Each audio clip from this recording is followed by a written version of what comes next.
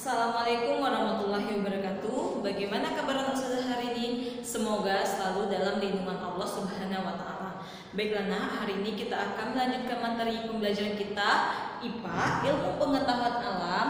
Buka bukunya halaman 277. Kita akan mempelajari tentang pencemaran lingkungan.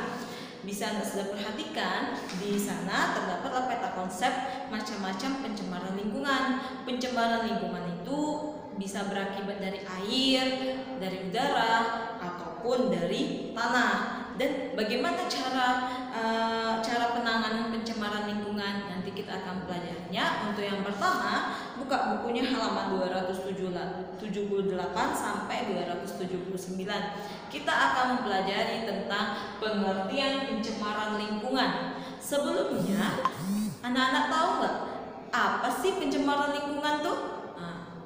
Pencemaran lingkungan biasanya yang kita sebut dengan polusi, ataupun pencemaran lingkungan itu terjadinya perubahan lingkungan oleh segala sesuatu yang bersifat membahayakan kehidupan manusia, hewan, tumbuh-tumbuhan, baik karena ulah manusia, karena kita sendiri, ataupun karena alamiah, karena alam. Nah, bisa Anda lihat di halaman 279 itu pengertian pencemaran lingkungan. Pencemaran lingkungan ini sebenarnya dari abad tahun lalu, abad ke-19 itu sudah terjadinya nak, cuman tidak separah sekarang. Kenapa bisa terjadi pencemaran lingkungan? Mungkin salah satunya semakin berkembangnya pesat sebuah daerah, membangun kota, membangun rumah. Jadi kita banyak banyak menebang-nebang pohon, menebang hutan untuk keperluan pribadi ataupun keperluan masyarakat. Terjadilah dari situlah pencemaran lingkungan.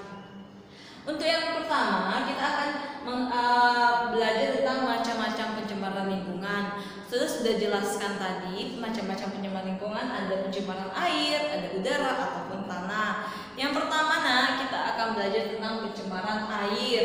Pencemaran air itu adalah, bisa Anda buka di bukunya halaman 280. Pencemaran air adalah masuknya bahan pencemar berupa makhluk hidup, zat, energi atau komponen ke dalam lingkungan air sehingga terganggunya keseimbangan ekosistem air. Sehingga terganggu keseimbangannya. Pencemaran lingkungan ini sangat berbahaya. Penyebabnya bisa dari limbah buangan dalam bentuk cair. Itu terjadinya di mana? Terjadinya dari pihak industri dari pihak pabrik industri yang membuang limbah ke laut, ke sungai. Itu terjadi pencemaran lingkungan. Ataupun pihak pertanian yang terlalu banyak menggunakan pestisida, ataupun pihak dari rumah tangga. Kita aja bisa, salah satu contohnya kita membuang sampah ke laut, ke sungai, itu sudah mengakibatkan pencemaran lingkungan air. Macam-macam pencemaran lingkungan ini banyak. Sudah ada yang bisa Anda lihat di halaman 280. Pencemaran yang terbesar di laut itu adalah minyak.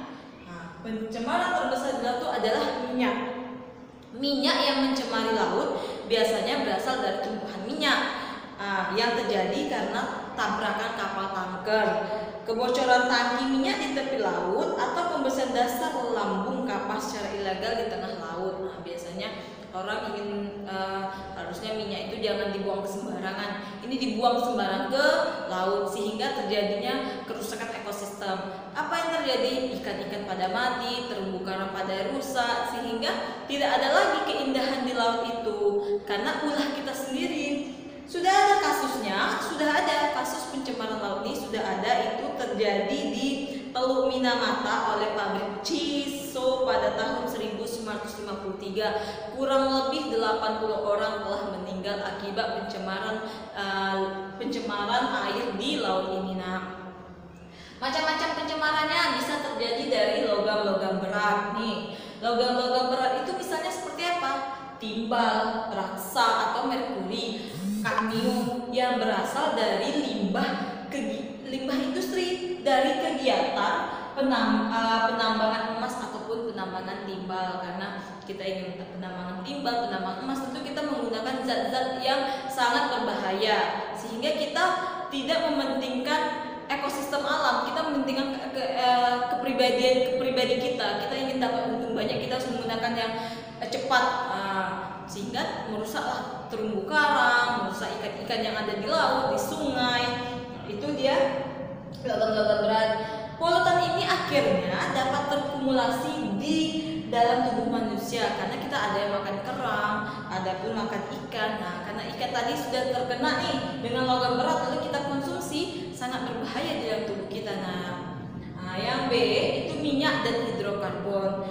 Penyebabnya berasal dari kecelakaan kapal tanker ataupun kebocoran kapal tanker.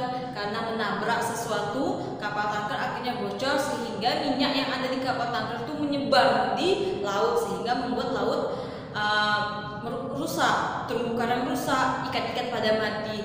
Adapun ikan-ikannya yang hidup, yang tertelan minyaknya, lalu kita konsumsi, berarti akan pindah ke kita, akan membahayakan tubuh kita. Karena tindakan ini banyak orang-orang yang tidak bertanggung jawab. Mereka tidak bertanggung jawab ketika terjadi kecelakaan, mereka langsung kabur, mereka lepas dari tanggung jawab. Lanjut kita yang C, fosfat, nitrit dan nitrat. Ini biasanya penggunaan pupuk buatan yang berasal dari bahan kimia yang berlebih atau deterjen yang berlebih. Ada tuh biasanya di kampung-kampung nyucinya di sungai, menggunakan deterjen yang berlebihan, kita buang air sabun cuci kita tuh ke dalam sungai. Itu merusak ikan, merusak ekosistem yang ada di air tersebut. Penyebab nitrit ataupun nitrat pencemaran dapat berasal dari penggunaan pupuk bahan kimia yang berlebihan serta pembusukan materi organik. Maka dari itu kita dilarang membuang sampah sembarangan agar tidak terjadi pencemaran lingkungan, agar kita tidak merusak ekosistem alam, ekosistem yang ada di dalam air, kita tidak merusaknya. Tentu ikan-ikan itu butuh hidup, jadi kita jangan merusaknya. Yang D, lanjut kita yang D, itu namanya pestisida. Penggunaan yang pestisida yang berlebihan ini sangat berbahaya. Zaman dulu orang-orang pada menggunakan pestisida. Pestisida yang digunakannya adalah merek DDT. Apa itu DDT?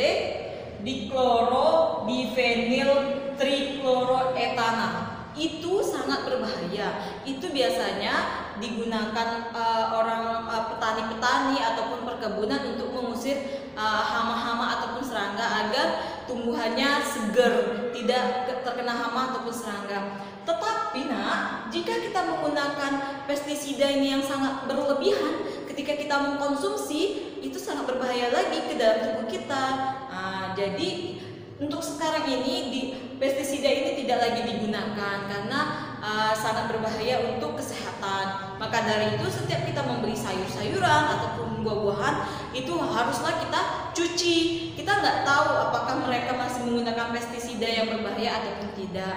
Ingat selalu menjaga ekosistem agar keseimbangan ekosistem itu tetap terjaga, jangan merusak maupun pencemaran air ataupun tanah ataupun udara. Baik itu tadi penggunaan pestisida yang sangat berbahaya itu kita hindari itu tadi penjelasan Ustazah tentang pencemaran air. Ada terjadi dari logam berat, ada dari minyak, ada dari nitrit, dan ada dari pestisida. Ustazah harapkan Ustazah mencatat setiap Ustazah menjelaskan sehingga Ustazah mengerti dan memahaminya. Ustazah akhiri. Assalamualaikum warahmatullahi wabarakatuh.